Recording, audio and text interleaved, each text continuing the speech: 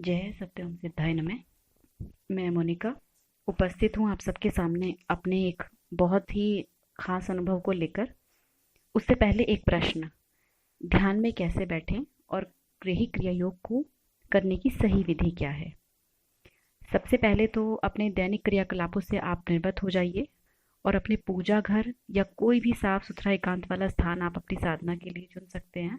फिर सहज रूप से हल्की हल्की सांसें लें और खुद को मानसिक रूप से हल्का सा रिलैक्स करें, क्योंकि कहीं ना कहीं हर व्यक्ति के जीवन में कोई ना कोई तनाव रहता ही है।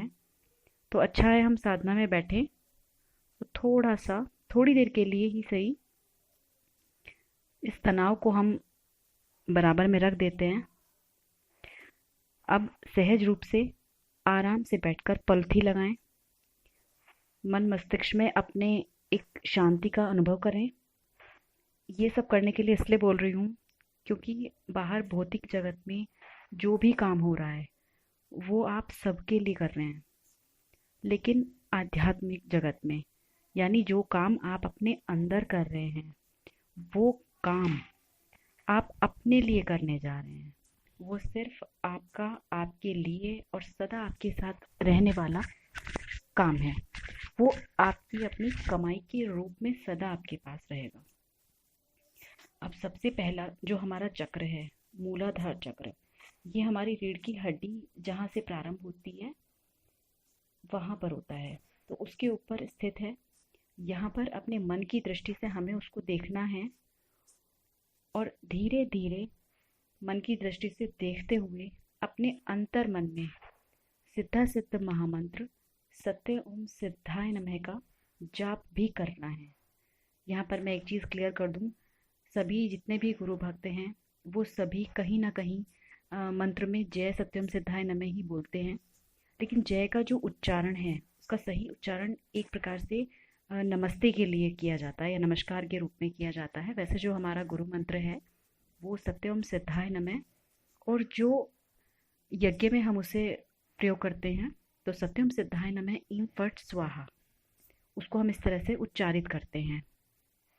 तो धीरे धीरे हम मंत्र का जाप कर रहे हैं अपने मन में और चक्र पर अपने मन की दृष्टि को एकाग्र करके उसको देख भी रहे हैं। ठीक इसी तरह से थोड़ी देर उसको देखना है, ज़्यादा दबाव नहीं बनाना है उस पर। इसी तरीके से आगे बढ़ेंगे। मूलाधार से थोड़ा ऊपर नाभि और मूलाधार के बिल्कुल बीच में हमारा स्वादिष्ठान चक्र, उसके ऊपर नाभि चक्र, नाभि चक्र से ऊपर हृदय के बीच में यहाँ हृदय चक्र, कंठ में कंठ चक्र और दोनों भौहों के मध्य आज्ञा चक्र और ऊपर सर के ऊपरी भाग पर सहस्त्रार चक्र।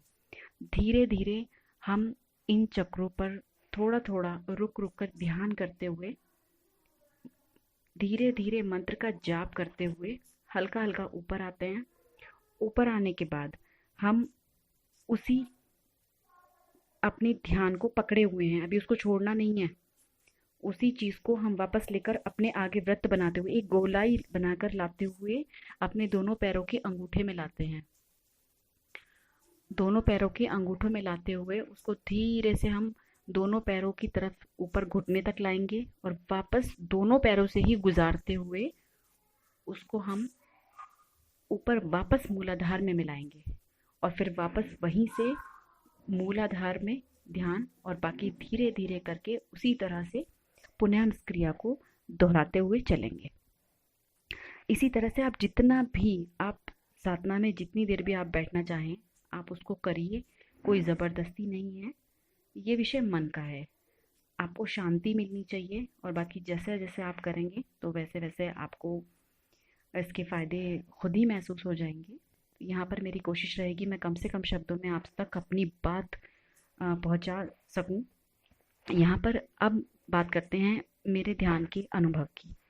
तो 1 दिसंबर 2018 से हम लोगों का एक ग्रुप चल रहा था, तो गुरुजी ने उस ग्रुप को बंद करने की बात कही कि वो ग्रुप जल्दी ही मैं बंद कर दूंगा नव वर्ष से। ग्रुप में रोज़ नियम के अनुसार ज्ञानवर्धक गुरुजी की सारी कविताएं, कवित्व लेखन, पोस्ट, सभी के लिए वो चीज़ आती थी। तो मुझे बहुत अच्छा लगता था कि आज एक नया दिन आया है, तो उस नए दिन में आज हमें कौन सा ऐसा ज्ञान होगा जो मिलेगा और हम उसको पाके अपने जीवन में उसको उतारने की कोशिश करेंगे। तो इसी तरीके से नवंबर की 2017 नवंबर की बात है। शाम के समय घर में किसी बात को लेके पारिवारिक कलह होती है और उस वक्त मुझे भी ध्यान नहीं आता था। मैं भी आप लोगों की तरह ही बिल्कुल, मुझे ध्यान की एबीसी नहीं आती थी। तो मुझे बहुत ज़्यादा तनाव हुआ और अक्सर क्या होता था मेरे साथ कि बहुत ज़्यादा तनाव होने के बाद मैं कहीं उसको, अपने क्रोध को अंदर ही उतारने की कोशिश करती थी।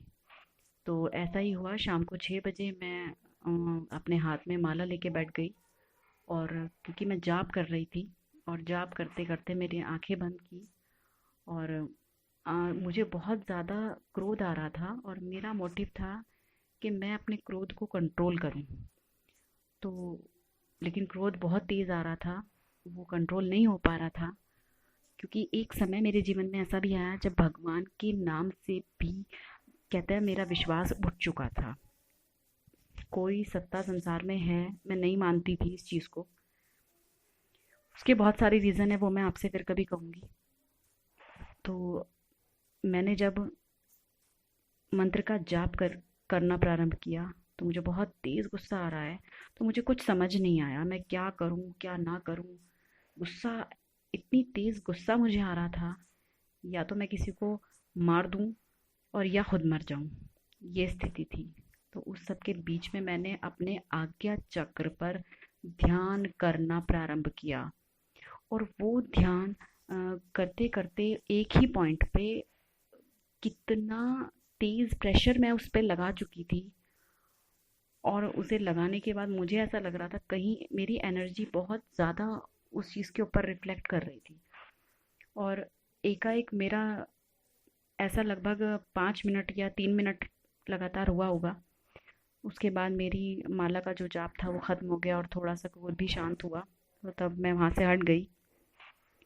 हटने के बाद एक नॉर्मल तरीके से मैं, रात हुई और हम लोग सो गए। सोने के बाद सुबह बहुत अजीब लग रहा था कि आज पता नहीं ग्रुप में कौन सा नया पोस्ट आएगा। और लेकिन जब मैंने सुबह उठ के अपना फ़ोन खोला और फ़ोन खोलने के बाद उसमें जो पोस्ट आया और उस पोस्ट को पढ़ने के बाद मेरी लाइफ टोटली चेंज हो जाएगी। वहाँ पर गुरुजी ने अपने कवित्व लेखन से एक लेख मेरे लिए लिखा हुआ था, आज्ञा चक्र छोड़ कर निज मूलाधार ध्यान। तो ये वाला जो पोस्ट है, और जब मैंने उसको प्रॉपरली पढ़ा तो तब मुझे प्रेरणा मिली कि मैं बहुत, मुझे लगा, मुझे बहुत खुशी हुई कि हाँ, कोई है, क्योंकि अभी तक विचारधारा चलती आ रही थी कि अरे कहाँ है भगवान, कोई संसार में दूसरा भगवान है ही नहीं। जब हम कहीं किसी से प्रार्थना कर रहे हैं, वहाँ से कोई रिप्लाई हमें नहीं मिल रहा, तो मेरा भगवान के प्रति एक विश्वास बिल्कुल टूट चुका था। तो जब मैं मुझे इस पोस्ट को पढ़ने के बाद इतनी खुशी हुई और लगा कि नहीं, कोई सत्ता है, कि दूसरी तरफ जहाँ मैं ध्यान लगा रही थी वहीं दूसरी तरफ मंत्र के साथ जो रिफ्लेक्शन हो रहा था आज्ञा चक्र पे ध्यान करने के बाद, वो उधर उन्हें भी उतना ही महसूस हो रहा था जितना प्रेशर मैं इधर से लगा रही थी। तो इस बात का ध्यान रखें। सही समय पे और सही ज्ञान, सटीक ज्ञान मुझे गुरुजी की कृपा से मिला है। और गुरुजी जैसा व्यक्तित्व मैंने अपने जीवन में नहीं देखा। बिना परिश्रम को किए उन्होंने मेरे लिए ज्ञान के जो भंडार खोल दिए हैं। तो गुरु और ज्ञान का मेरे जीवन में बहुत बड़ा महत्व रहेगा। और गुरुजी का बहुत बहुत धन्यवाद। मैं जो भी कुछ आगे भविष्य में कर पाऊँगी सब उन्हीं की कृपा के कारण कर पाऊँगी। बस आगे फिर कभी अपने अनुभवों को आपसे शेयर